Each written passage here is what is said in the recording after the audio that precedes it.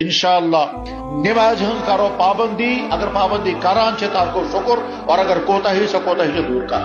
یس نماز مسلمانس معاف چھن تت حالتس من، یتھ حالتس من امس جانی خطرہ آسہ، یا یس نماز مستوراتن چھن معاف تت حالتس من، یتھ حالتس من ڈلیوری کیسس من مشکل ترین تکلیف من آسہ، تت حالتس من چھن نماز معاف. تو یہ نماز کت گژھِ معاف؟ امس جیسے گھر چلاون، امس ساودار گھر، امس مطلب دنیاوی کاموں کی وجہ سے نماز کیسے معاف ہو جائے گی؟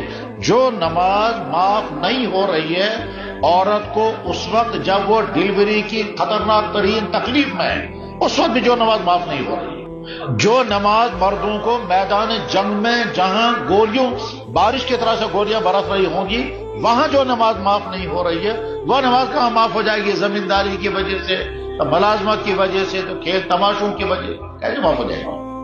اللہ نے اپنی نبی سے فرمایا وَأْمُرْ أَهْلَكَ بِالصَّلَاةِ وَاصْطَبِرْ عَلَيْهَا، اپنے گھر والوں کو نماز پڑھنے کا حکم کریں، وَاصْطَبِرْ عَلَيْهَا، پانچ دیگر جو پابندی.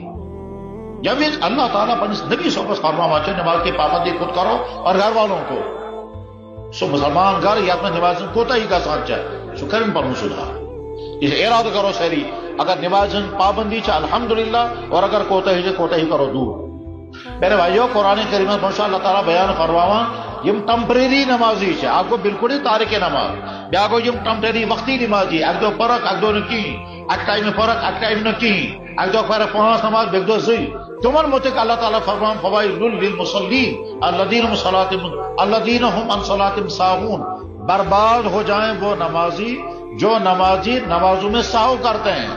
وہ نماز پڑھنے ویل چھ، مگر تمن فرماؤ اللہ تعالیٰ برباد ہو جائیں کیا تم کی نماز میں ساہو سستی غفلت اک دو فرق اک دو نکی.